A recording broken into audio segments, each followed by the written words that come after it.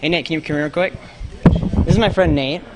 He's actually the one who told me about you 2-3 years ago. And these are the sunglasses you actually gave me during the interview. Oh, cool.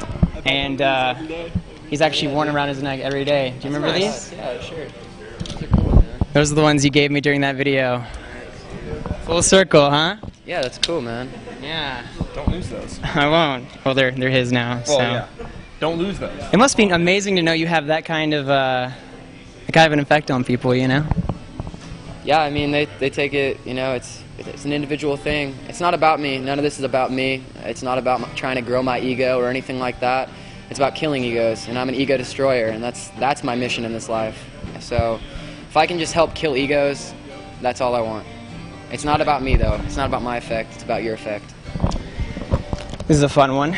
My favorite thing about my body is... I don't know if I have one. Probably my mustache. I do like your mustache. You keep going back to that mustache. It's all I got. All right. I've got my girlfriend, my dog. It's all I've got. My dog, my friends, and my mustache. My favorite thing about Chris's body. My favorite thing about Chris's body? Yeah. It's weird, man. Yeah, I don't know if I... This is like, you know, ask us some like relevant questions, dude. Like, not about our bodies. I mean, hell, I love my body. I look in the mirror and I'm like, oh, yes, I love exactly who I am. The flaws, the imperfections, everything. I look at it all and I love it. Yeah. And everyone else should too, regardless. Your imperfections are almost as beautiful as your perfections, you know?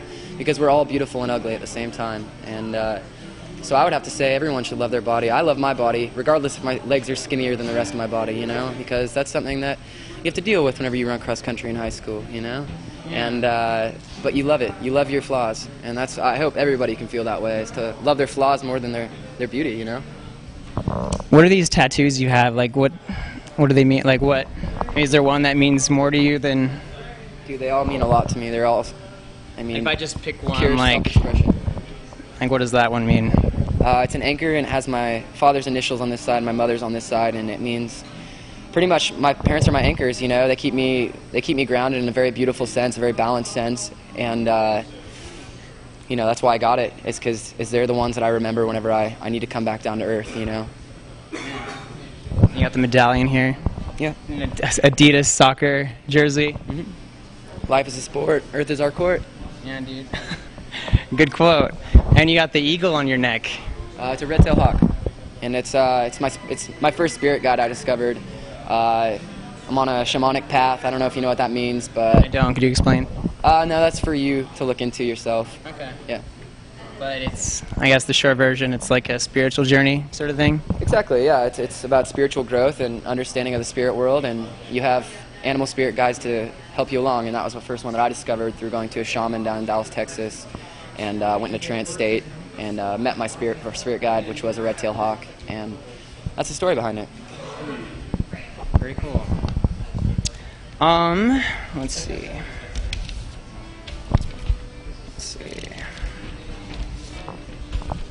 You have, how does it, do you pay attention to what haters say?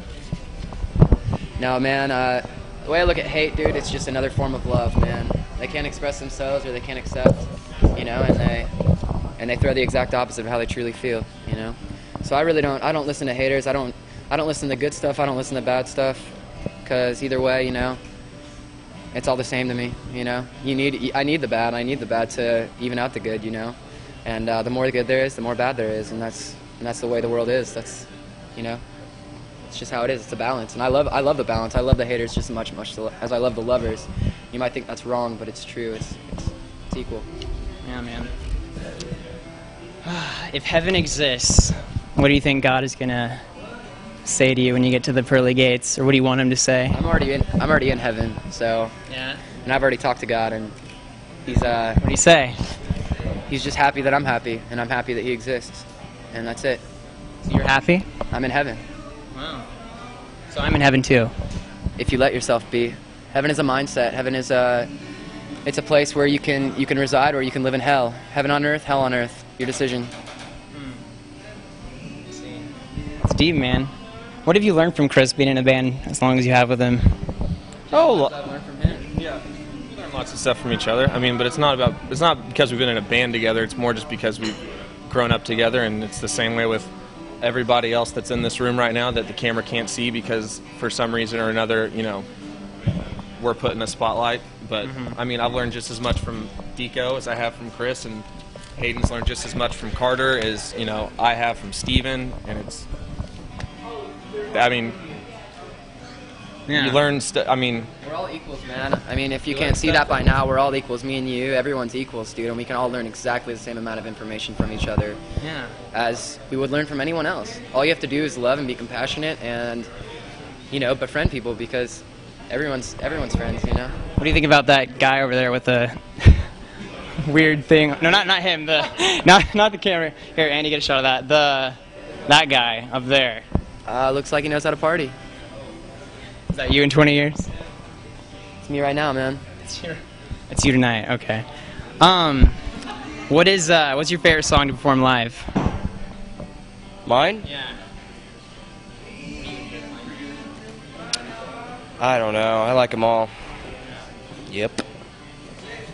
Favorite? Nope. They're all great. Is there one that's more hard to play than others? Nope. They're all the same.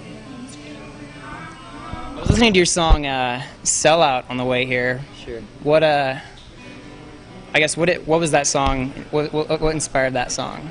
I was just sitting in my bedroom and I wrote a song. I was just expressing how I felt about it all at the moment. I was just kind of stoned and was writing about the whole corporate side of music. It's just everything's driven by greed, and everything's just it's really whack. Especially whenever you get to the upper. Major labels and things like that, it's pretty wacky, everything's driven off money, and that's just kind of how I felt, money and music, it's a deadly combination, so it's not really, but I've accepted it and I've grown past it, and I love the industry side of it now, because I own a record label now myself, and I understand it, and there's a good way to do it, there's a good way to where the artist and the label have a great relationship, and the money is distributed the way it's supposed to grow the band and to release their art, because it's all about the art at the end of the day. I know a lot of our viewers are like teenage girls. You've been around longer than they have. What love advice would you give? How do you feel about love? Love is a beautiful thing. My greatest thing is don't get attached. Attachment is the root to jealousy and to all the bad things that have to do with love. Don't be attached. Fall in love as many times as you can in this life, because every time it's just as fun. And fall in love, but don't become attached to people, because once you're attached to people, your ideas, your beliefs, that's whenever your ego gets created. And once the ego is formed, then you're living in hell. If you can kill the ego, you're in heaven. So if you have to break up with a girl, what's the best way to do it? I haven't broken up with a girl in a long time, so I don't know what the answer to that question is. I've been with my girlfriend for a while, so wow, I don't know what it would be like to break up with anybody. Don't plan on it. Okay, that's good.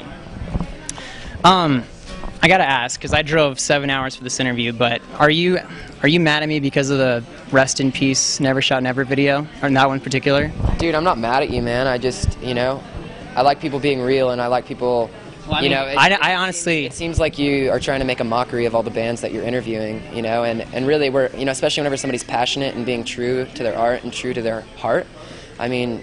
making a mockery of that, dude, it's really blasphemous. I think that's how? What am I doing? I mean, just these questions are ridiculous, dude. We don't really want to talk about this type of things. We want to talk about our art and what we're doing. We're in the studio right now, and that's what we've been doing, and that's what we want to talk about, is because this is a music interview, and we are musicians. To be fair, though, I have put my passion and my heart and soul and traveled all over the country and poured thousands of hours of my time into this. I've interviewed hundreds of bands, and every other artist I've had on the show loves being on the show. And the interview we did, your fans love. You should read the comments. That was really great. No, I saw the interview, and I thought it was super amazing, but, you know, did? There's similar questions. Yeah, but the thing is, these guys don't appreciate questions that are bullshit, because these guys are real musicians. I don't know if you know that. And it seems like all the focus is on me, too, whenever there's a three-piece band, and I don't appreciate that because it's awkward for me. I've asked him 2 questions and he hasn't given me an answer. Well, because you've been weird about it, man. If you give me a chance, I will do it. But it's got to go both ways. Hey, man, I've been real with you, dude, and that's all that you can ask for from me. And realness isn't always just happy-go-lucky questions or answers. It's real shit. And if you want to be a part of that real shit, you can, or you can, keep being a joke. It's up to you. So, new album. How would you describe it? New album, rockabilly. How is it going to be different from all the other bands out there? More like a little more Elvisish. Like elvish, like dark elves and wood elves. Elvish. It's going to be very elvish. Lord of the Rings-ish. Sure. Yeah, but I mean, let's just wrap it up, man. I'm just being real with you, bro. I love you to death. I appreciate what you do. But, you know, from now on, dude, go in with a different mindset, dude, because this is not the mindset we want to be interviewed in. We want somebody who's going to, you know, dig the truth out of us and not dig a bunch of bullshit out, you know, because we're here to laugh and have fun, you know, but at the same time, you know, we want to be taken seriously for our art, man, because we put our passions into it. And I realize you put your passion into your art too, man, but make it more about the art and less about the scum. And that's it. Love you guys, you fans. This is for you, not for this guy. Well, I think we have our answer. Never Shot Never has definitely changed.